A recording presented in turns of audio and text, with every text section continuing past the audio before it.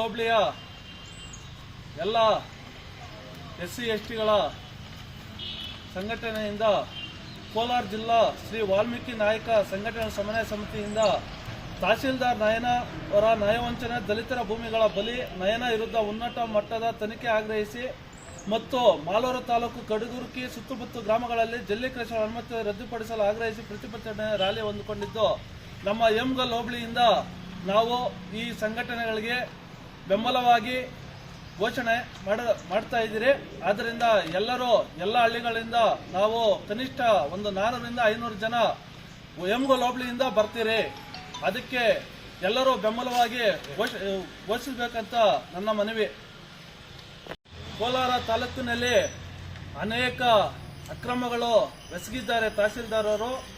ಅದರಲ್ಲಿ PTCL ಕೇಸುಗಳಲ್ಲಿ RRT ತಿದ್ದುಪಡಿ ಆದೇಶಗಳು ಕೆಲವು ಆಮಿಷಗಳ ಒಳಗಾಗಿ ಕಾನೂನುವಾಗಿ ಬಾಹಿರವಾಗಿ ಕೆಲಸ ಮಾಡಿದ್ದಾರೆ. ಅನೇಕ ಮಶಾಣಗಳು ಒತ್ತುವರಿ ಆಗಿದ್ದಾವೆ. ಇದುವರೆಗೂ ಯಾವುದಾದರೂ ಒತ್ತುವರಿಯನ್ನು ತೆರವು ಮಾಡಿದಾರಂತ ಯಾವುದಾದರೂ ತೋರಿಸಲಿ. ಅನೇಕ ಬಡವರಿಗೆ ಒಂದಲ್ಲ, ಈ ಗುಟ್ಟಳ್ಳಿ ಕೋಲಾರ ತಾಲೂಕಿನ ಗುಟ್ಟಳ್ಳಿ ಗ್ರಾಮದಲ್ಲಿ ಸರ್ವೆ ನಂಬರ್ 4ರಲ್ಲಿ 2 ಎಕರೆ 23 ಗುಂಟೆ ಜಮೀನು ಸದರಿ ದಶಕಗಳಿಂದ ಮನೆಗಳು ಕಟ್ಕೊಂಡು ವಾಸ ಮಾಡುತ್ತಿದ್ದು, ಅದೇ ಗ್ರಾಮದ ದಲಿತರಿಗೆ ತೊಂದರೆ ಕೊಡುವ ಉದ್ದೇಶದಿಂದ ಸರ್ವೆ ನಂಬರ್ 4ರಲ್ಲಿ ಶಾಲಾ ಕ್ರೀಡಾಂಗಣ ಒದಗಿಸುವಂತೆ ಕಿರುಕುಳ ನೀಡುತ್ತಿದ್ದರು. ಪರಿಶಿಷ್ಟ ಜಾತಿ ಪಂಗಡದ ಸೇರಿದ ಸರ್ವೆ ನಂಬರ್ 4ರಲ್ಲಿ ಈಗಲಾಗಲೇ ಮನೆ ನಿರ್ಮಿಸಿಕೊಂಡಿದ್ದು, ಆ ಸರ್ವೆ ನಂಬರ್ಗೆ ಇಲ್ದಿದ್ದು ಕಿರುಕುಳ ಕೊಡ್ತಿದ್ದಾಳೆ. ಇನ್ನು ಅನೇಕ ಮಾಡಿದ್ದಾರೆ.